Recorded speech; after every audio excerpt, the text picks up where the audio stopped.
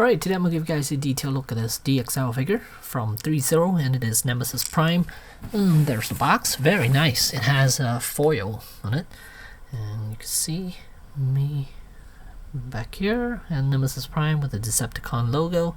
So let's get into it. Alright, so here we have Nemesis Prime outside of packaging, and let's go over the accessories. Not a whole lot. Got a Bumblebee base right here. Same with all the other DXL DLX figure. And it comes with his signature rifle, which he has on right now, and then a bunch of hands. And that's it. Alright, and here we have Nemesis Prime. Take a good look at this figure. It looks absolutely gorgeous. I like it because it has the Decepticon logo on it, and not just a painted black version with the Autobot logo.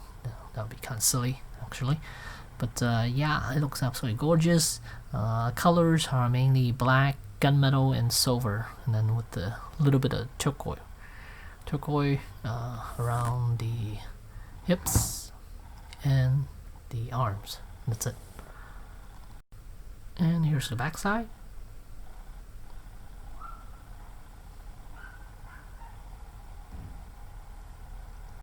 And here's the side view. And if you have Optimus Prime from the original release from this DLX line, then this is exactly the same as that version. It's just a different paint job. And here's the other side. Engineering on this guy, it's absolutely amazing. And look at all the details on this figure here. Gorgeous, and it's painted nicely too. Look at the tires. Even the tires has some weathering on it. And the armor itself, some scuff marks here and there, painted very nicely. I like it.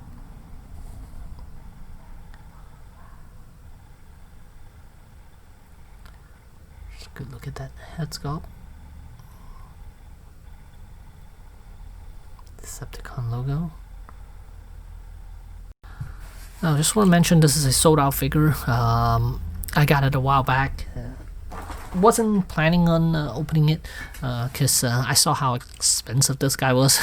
I was thinking of selling it, but ended up opening it instead. But it's an absolutely gorgeous piece, and if you're looking to get Optimus Prime, I say go for it. He is absolutely amazing too. So let's go for articulation. Head, there's a ball joint. Base of the neck, there's another ball joint. So there's full range of motion here. So he can look every which way you want. And as for the shoulders, butterfly joints. Let's see if I can zoom out a little bit. It's easier. So there you go, butterfly joint right there. Swings out quite a bit. There's the back, and yeah, and he could move up. Let's move these out of the way, so his arm could swing up to about that high.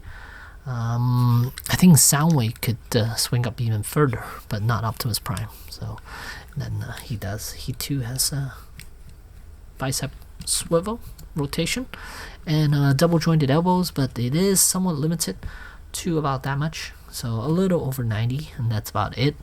I think it's being blocked by the design of the bicep there. So it's no fault of Threezero. It's just the design, the way they designed it. Look at that, right there. So yeah, nice. And then as for the torso, this is where the cool things are happening. And you can see he could do a huge crunch right there, and the back panel all sculpted, and the arch back a bit too, so that's nice. So yeah, quite a lot of movement for the torso. And then as for the hip section, let's see, this is on a ball joint, so be careful with that. Move that out of the way, and then let me see if this guy's could. Let's see, he has a way of lowering. Yes, he does lower his leg a little bit too. Can lower about that much, which allows him, if you flip this piece up a little bit, then you could get him to do a pretty wide knee bend. So you can see the legs are actually more than 90 degrees. It went up on more than 90 degrees, and the knee bend could go quite a bit as well. So you can see right there, that's a huge amount. And then as for the ankles are on ball joints, and it is a actually it's not ball joints, it's a bunch of hinges, but it gives you full range of motion, and there's a pivot as well too. Oh, quite a bit actually. Outwards a lot more than inward.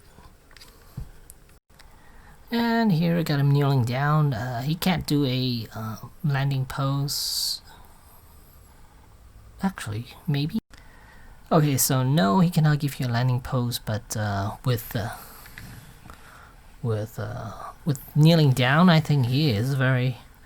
It's more than enough for what this guy can do. I mean, yeah, he is very bulky, and there's a lot of stuff going on. And for this, the legs, they are engineered to the fact that he could do a kneeling pose is quite impressive actually. And as far as his height, he stands about 11.5 inches, just about. And I do highly recommend this one, but since this is sold out, I say get the Optimus Prime. He is totally worth getting. So at the end here, well, I'm not going to show you light-up features because at the end of this video I will post a couple of pictures with the eyes lit up, so to show you guys what it looks like. And but instead I will just give you guys a closer look at all the details. They're on Optimus Prime here. Well, I mean on Nemesis Prime here. So yeah, even though this guy sold out, I mean, Optimus Prime is still available, and if you want to, if you're on the fence, I say definitely get Optimus Prime because that figure is awesome. Totally worth getting. Let's look at how detailed this thing is. And I'm happy they're doing some of the older movies as well. They are doing Bumblebee right now, so I'll definitely get Bumblebee again, and hopefully they'll do Megatron from all the previous movies. I will definitely get all the Megatrons because yeah, this line is just it's perfect. This line is perfect. The scale is nice, and it's got weight to it because it has die-cast pieces.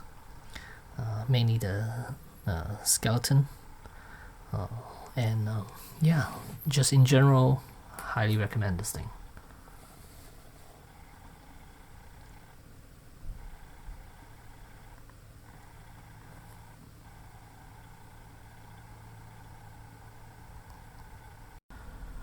So for $200, if you got this through Hasbro Pulse, then you're lucky, and it's totally worth getting. But aftermarket, I probably wouldn't pay the crazy amount right now that's on eBay. But